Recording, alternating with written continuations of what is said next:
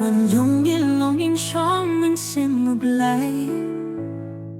Sumai akan nagiging sniw kibasurkay Nutiaria utrots pagkabuhay Kinebaro hiblay Ugwa iyang ibanlay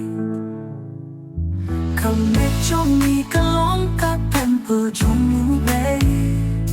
Kami putaw na kulong birthday Usong ska babala unki chingisne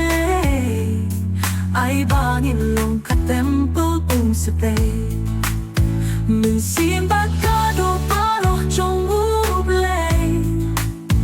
Baro day ban khui tempo sabay Tempo ublay Ay bangan long tempo ublay Ladangan long tempo ublay Sa tang tempo uksudok ray Shibon kibliw yung met kinyuk thala Kipong sayarat kaput nalay dasalya Laway kim khusay Kim watlat banlay Watla kitips yang has ng Jesu day bansay Mình siêm na dohnu Jimbut patrong pong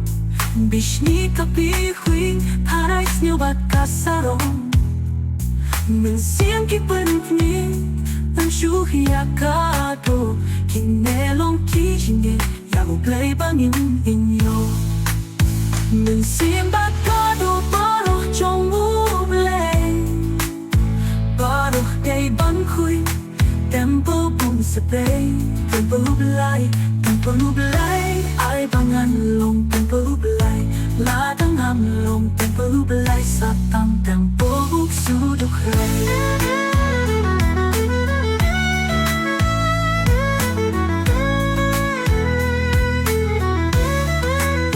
Mình siêng na dohnut Jimut patrong pong Bishni kapihuing taray sniw bat kasarong Mình siêng kipanit Pangsyuhya kadong Kinelong kijinge Yahublay bangin niyo Mình siêng bat kado Baro trong ublay Baro day ban khui Tempo bong sabay Tempo blay Tempo blay Tempo blay Ay pangalong Tempo blay Ladangang long tempo ublay Sa tang tempo uksudok ray Mình simbat kado Baruch trong ublay Baruch di ban khui Tempo bong sabay Tempo ublay